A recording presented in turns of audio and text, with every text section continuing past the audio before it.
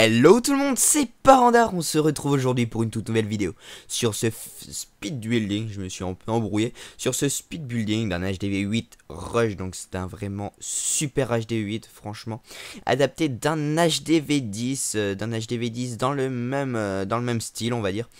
C'est vraiment adapté d'un HDV10 par Wert, je n'arrive toujours pas à dire ce nom, ou Twist pour ton petit compte, donc c'est franchement un très bon HDV10 qui a vraiment un HDV8 pardon, qui a tenu la route, qui est super bien adapté, je trouve qu'il est vraiment fidèle, le modèle se ressemble beaucoup, et donc il y a plein de points positifs sur ce village, mais après on m'a demandé aussi s'il tenait bien les défenses, et donc oui il tient bien les défenses, mais après contre les HDV10, un peu moins qui ont les géants 7 et tout, donc ça fait vraiment des carnages, donc je me suis fait pas mal de 100%, mais il tient, par exemple si vous l'avez en or etc, il tient vraiment la route, vous pouvez atteindre les cristals sans problème. Moi je dis même sans attaquer, je suis sûr que vous pouvez prendre les cristals s'il y a que des HDV 8 par exemple. Les HDV 8 ils feront jamais de 100%, ça c'est sûr et certain.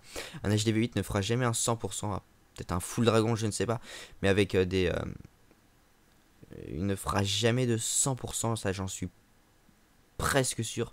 Donc si vous franchement non, prenez, ce village est excellent, comme vous le voyez là sur les branches, j'appelle ça les branches, les membres extérieurs, et il y a ça s'appelle des aspirateurs à géants.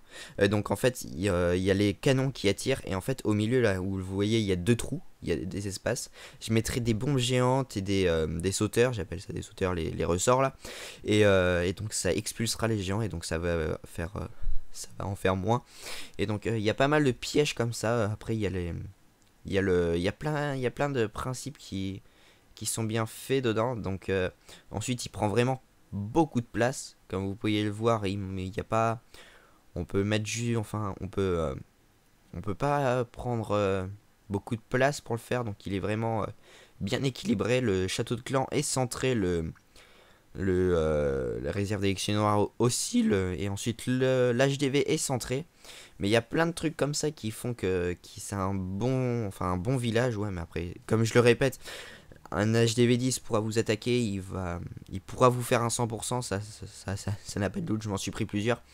Mais donc voilà, il y a plusieurs trucs comme ça que vous pouvez, c'est vraiment encore une fois c'est un bon village, et, euh, et donc voilà, j'ai fait plusieurs par contre petites modifications par rapport au village proposé par Wert, je vais t'appeler comme ça, désolé si j'épluche ton prénom. Non, on dit pas éplucher, mais non, c'est les oranges qu'on épluche, pardon. Et donc voilà, donc il y a plusieurs petites modifications que j'ai faites pour encore étaler le village, pour vraiment poser. Donc il y a trois cases on peut poser. Donc il y a pas mal de trucs comme ça. Donc à la fin, pas comme le premier speed building, je vous fais une vue d'ensemble. Donc là, ce sera beaucoup mieux. Il n'y aura pas besoin de faire des commentaires. Il n'y a pas de vue d'ensemble et tout.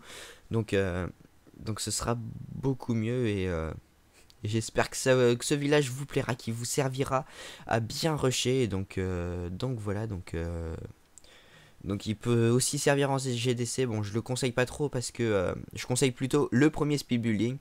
Et donc voilà, donc je vous dis à plus tout le monde. Donc j'espère que vous aurez bien aimé cette vidéo, que à mon avis il y aura pas mal de personnes qui m'auront découverte grâce à celle-là. Si vous m'avez découvert, n'oubliez pas d'aller regarder les autres vidéos, n'oubliez pas, hein, il y a pas mal de trucs comme ça. Et donc je vous dis bye tout le monde, n'oubliez pas de vous abonner, de mettre un j'aime, un commentaire, de dire ce que vous en pensez de vos résultats avec ce village.